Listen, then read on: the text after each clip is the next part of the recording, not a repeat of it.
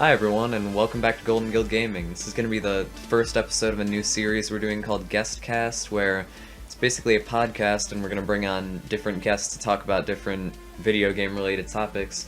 Today we have TheCivilKnight, who's a fellow Let's Player with us. He's been going for a long time and doesn't get nearly enough attention. You want to say hi? Wow, that was such a nice intro. Hi, I'm that person they mentioned, and I don't know, I do okay. I think you're really Thanks. good. So, Oh, wow, you guys are too nice, and thanks for having me on here. I really appreciate the first episode. I feel like I'd be like the 10th episode kind of person, but thanks. Well, we haven't been going for nearly as long as you have, so it's not too surprising that we're still starting up a new series, but today's episode is going to be on the Switch, and we're going to be covering a few topics. The first one that we had in mind was covering how Nintendo's trying to use the Switch and like market it for people, with it being their new system and everything. Do you have any like start-off statements for that? Yeah, I think right now we're kind of in that gray area where the Nintendo Switch has launched, and now we're in the part where people are buying it based on the games that are going to show up. So I think that their marketing kind of has to change in a sense where, you know, they're less talking about the console, now they're getting more into like the game part of it. So I think if they start transitioning to that, that's going to be great for them. Yeah, and that's going to be interesting. You say like they're going to start marketing around the games that are coming out for it. That's going to be interesting since right now basically everyone who's buying the Switch is buying it for Breath of the Wild. Yeah, no, exactly. And I mean, good on them, because that game looks amazing, honestly. I haven't had a chance to play it yet, but oh man, it looks breathtaking. No pun intended. Well, I actually think that IGN gave it a 10 out of 10, which is one of the highest ratings. Well, it's like the highest rating they can give, and it's one of the few games that's ever gotten that, so it's going to be interesting if Chris and I ever get the chance to play it, because we haven't at this point, but hopefully we will get to. So, Oh man, I definitely hope so. From what I've heard, it's been such a crazy experience, and just it's so different from other Zeldas. So I think that's what really is bringing in all this attention towards it, and I'm really happy that's what they launched with. I think it gave the Switch a big boost after what the Wii U kind of left them with. Yeah, kind of left them in a little bit of a hole. But hey, you know, they're climbing out of it. That's what Nintendo does. They find this extra power out of nowhere, and then they just keep pressing through, and that's what I love about them. Yeah. I completely agree with what you're saying. What were you going to say, Chris? I also thought it was kind of interesting how like they made it very mobile. Like they made it so it doesn't have to like stay in one spot. It can be taken around. Like you can play it in a car. You can play it anywhere pretty much, as long as it has a charge, I believe. Do you think they're trying to replace like the 3DS and their mobile game consoles with this? Well, Ooh. I think. Ooh, did you have something to say? Oh no, you go right ahead. Well, I think like I don't know like the statistics on how like the 3DS and the 2DS did, but I know like it seemed like with the 3DS and the 2DS, like they were trying to stop the whole 3D aspect from it. Like a lot of the games that they were coming out at the beginning had a lot of 3D in it, but then as they realized it was a mistake. Yeah, they kind of, maybe not a mistake, because I did think it was cool, but like it did hurt my eyes if I played it for like 10 minutes. Yeah. So I decided to get a 2DS, but like I think you can tell that Chris is nervous because he keeps saying like. Yeah, that's just in my vocabulary, but so. Oh, dude, I'm the same way, man. I get into that, and I just say like and Yeah. don't even sweat it. Yeah. So, but yeah, so I think that they realized that maybe the 3DS or wasn't the 3D, necessary. Yeah, the 3D in like the consoles wasn't as necessary, so they're trying to replace it, and that's why the Switch maybe doesn't have that. Well, beyond the 3D feature, I was asking, and I'll let Syl respond to this.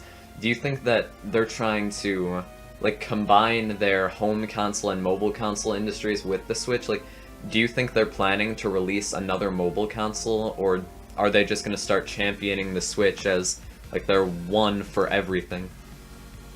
It's kind of interesting when you think about it. You kind of hope that they make like some sort of weird Megazord console like that does everything, you think that would be like the end game, but I think as it stands right now, the 3DS is it's still dominating. I mean, maybe less so here in the West, but in Japan, like it's still killing it. Like if you saw the numbers when the Wii U was still was kicking around, Yeah. like the 3DS was solid. It just kept going. So I don't know if anytime soon they're gonna really take that away. They might do an update. I think they'll get 3DS. I think we'll maybe get another iteration out of it, and then who knows? Maybe the future is to have like a beefed up Switch eventually, where you can just take it mobile, and the battery has to last the longest. I think that's really key when it comes to this. To be mobile, you need a good battery, right? Yeah. Yeah, and especially for how powerful it has to be. Yeah, if it were yeah, going to be this like end-all be-all console, it would need to be powerful enough to play these AAA home console games while also having like a battery to support that much power in their hardware. Yeah. If we can reach there, then that'd be perfect. Yeah, definitely. Yeah, and that actually leads us into another thing. Did you watch MatPat, the person who does game theory? Did you watch his theory on the Switch?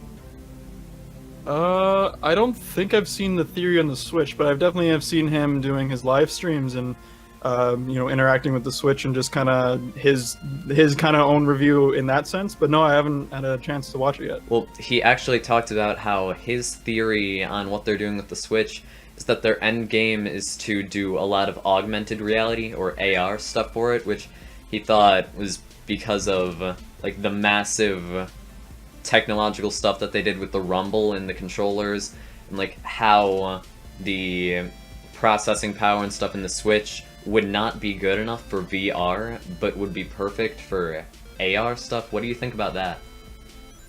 I think it's I don't know. I have like a very bias when it comes to this sort of stuff. Just in the sense that I like AR a bit more than I like VR. Well, why? What but- experience have you had with AR? AI, I think there's this thing actually here at one of my schools. It's called a Christie Holodeck, and it's this AR simulation, and it's this 3-panel door, and you kind of get this weird, funky wand thing. It kind of looks like the PlayStation Move, like that little wand thing with the weird orb on top of it. It kind of looks like that. So I've had a lot more experience with AR, and only a handful of times with AR, or other way around. Words are hard. Yeah, don't worry. But yeah, like I think I think this has more capability to being. Yeah. I was just gonna say, I wish that I went to your school because that sounds really cool. Our school is pretty boring. Well, my school is pretty boring. I don't know about his school. Yeah, it's this weird department we kind of have where it's to new technologies, and they don't have a lot of stuff, but that's the one thing they kind of. It sounds a lot more sophisticated and awesome as it does, but So yeah, do you think that the Switch could have the capabilities to be an augmented reality centered console, or at least have a lot of augmented reality content for it? Oh yeah, definitely. I think with the what is it, the HD Rumble that comes packed in with the Switch, I think it has great capabilities. It's so sensitive, and I mean, you'll go ask anyone, and if they've played the 1-2 Switch games, and they'll be like, oh yeah, like I could tell the individual marbles. It was so bizarre because it's so precise, and I think that if we can take that and make it fun, and well, like not that it wasn't fun, but like something more better than counting marbles, then I think we can reach a certain status where we're like, oh man, like AR is what Nintendo's doing. Like this is great. Like this game is great for its AR. Like getting some more fun stuff out like that, because it's it's all about getting those good games. Well, good games and getting good. Yeah, I definitely see where you're coming from with the augmented reality part of it, but I can't speak for Chris, but I know I've definitely had some amazing experiences, though it has been like a small amount of experience with VR. I've tried the Oculus Rift and I've tried PlayStation VR, and that was really amazing. So if they could somehow work the Switch to be a VR console, I know I would be happy, but from what I know about the Switch's processing power and like its graphics and everything, I don't think they could do it. So as much as I wish that that were a possibility, I'm almost definitely sure they're gonna head your route and like MatPat's route and either do augmented reality or just normal gaming. Yeah. Yeah, So- yeah, exactly. So for my like things on like my thoughts on VR and AR, I think I would prefer more VR. Obviously, I know that probably won't happen with the Switch, but I've had my handful of experiences with VR and AR. VR being the same thing where I've had the Oculus Rift and AR being Pokemon Go. being Pokemon Go, and I used to have this like old gun thing I got for Christmas, and it was like this. You connect to your phone to it, and it pretty much you get to play this small little game, and it like takes the camera, and you look around and you see like different monsters, and then you like click the button on the gun, and it will pretty much shoot the gun by clicking on your phone, and you'll shoot the monster, and you'll just like look around your room and like shoot a bunch of things. And it was really cool. And that's a really basic example of AR, but what were you gonna say, Civil? Oh no, I was just. That sounds really rad. I wish I had toys like that. Honestly, like that sounds really cool. Yeah. Well, we also got to be like younger than you, or we also got to be young during a later time. So when we were, because we're obviously a few years at least younger than you, but so when we were 8, we had like much more technologically advanced toys than you would have had when you were 8. Yeah, no, that's very true. I think the closest thing I ever got to that was sort of like we had this man, I'm gonna really date myself here, but we had like Digimon devices, and you kind of walk around and you can kind of like scan things with it. I wish I had that. That sounds awesome. That actually sounds really cool. But anyway, Oh my god, so good. I was just gonna Yeah. say, back on topic a little bit, we should head back to talking about games, and like we already said a little bit, right now most of the people who are buying the Switch are doing it for Breath of the Wild, and like that's kind of what's pioneering marketing for the Switch right now.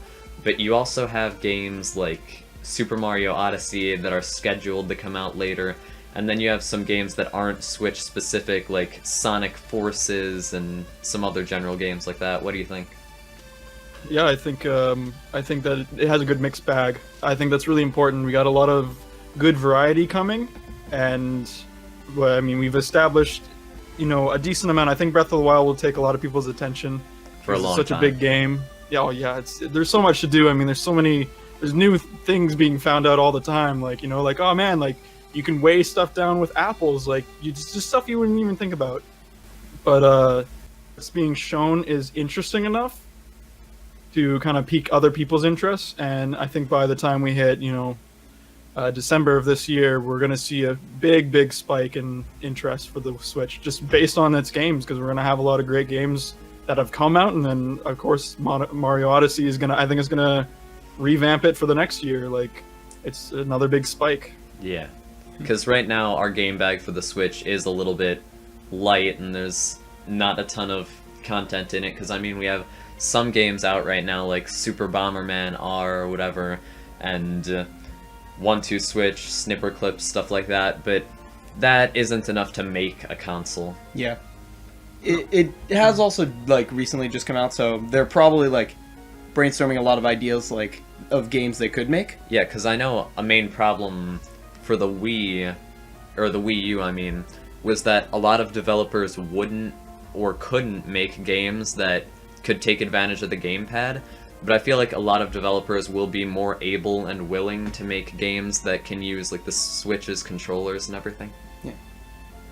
Yeah, I really hope so. I mean, I think the one thing that was plaguing the Wii U release was that they didn't really figure out how to code for the Wii U. So when the developers kind of hopped on, they're like, "Oh man, I'd love to make stuff for Nintendo."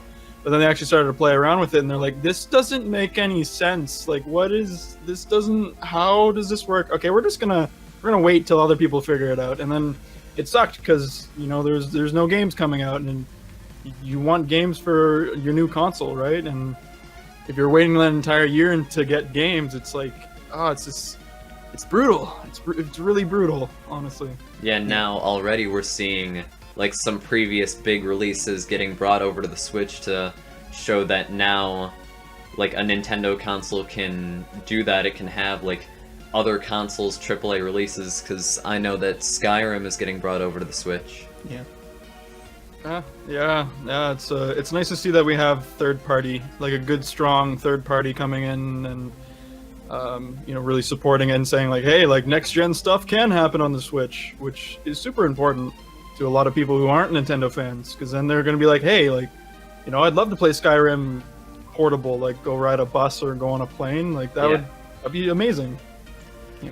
And also, I feel like we already have a bunch of games that are announced for the Switch that are pretty exciting, that we're going to be getting like this holiday season and like next year, but I'm also really excited to see how they continue previous series. Like, I know you've done Super Mario Galaxy 1 and 2 on your channel. How great would it be to see an amazing new Super Mario Galaxy 3 for the Switch?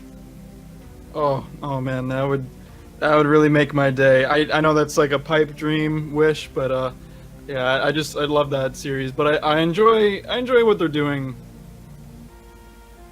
Odyssey, I think, that's what I love about the Mario series. It's they'll try something new, and I hope they try it in the way that Breath of the Wild did. Yeah. And just kind of really shake it up and just say like, hey, like this is Mario now. Like he's new. He's breathing life into him. Well, in reality, I feel like that's just the pure essence of Nintendo. Like, they're constantly shaking it up and they're constantly innovating. Like, with the Wii U, they took a risk and like they didn't maybe prepare for it well enough. And with the Wii, they introduced motion controls for like one of the first times in the video game industry. And now for the Switch, they're innovating even more with this mobile console and with the HD Rumble and everything. So it really is just Nintendo in general that loves to shake up their formulas and like try things that no one's done before. Yeah, it's really nice to see that they're doing it again, and I really hope it succeeds, because I'd love to see this console succeed. I really wanted the Wii U to be what the Switch is going to be. Yeah. And I'm just glad they got around to it and they kind of learned from their mistakes, and moving forward, we're gonna get better games out of it, because that's the end game, right? Yeah, definitely. Do you have anything else that you want to say before we maybe call it a day? No. I think the last thing is that it's promising. It's good to be optimistic about this around this time, and I'm actually excited to see what we see pass into next year, and kind of see if we see any like old games. I know everyone's planning for like a Metroid game, so that'd be kind of cool if they, just blew that out onto people. People would lose their minds, honestly. Yeah, Nintendo could definitely take advantage of a lot of nostalgia that people have for these old series. Oh yeah, they got so much in the bag there. I mean, GameCube Virtual Console, like you could talk about that for hours even. It's just, there's so much that Nintendo can do. It's just a matter if they're going to do it and if it's the right time. So, but we'll see. Yeah. But thanks for coming on. I guess it was really interesting to hear your opinions and hear another person's point of view on the Switch. Oh man, thank you so much. I really appreciated you reaching out to me. I mean, I just love talking with other people in the community, and I just love talking video games. So anytime I get a chance to do that, I'm happy camper. Well, us too. If anyone in the audience hasn't already, I would definitely recommend going to check out Civil's channel, and I guess we'll see you all next time on Golden Guild Gaming. Bye. Bye-bye. You want to say bye, Civil? Hey! Thanks for coming on the show. Thanks for having me. Bye.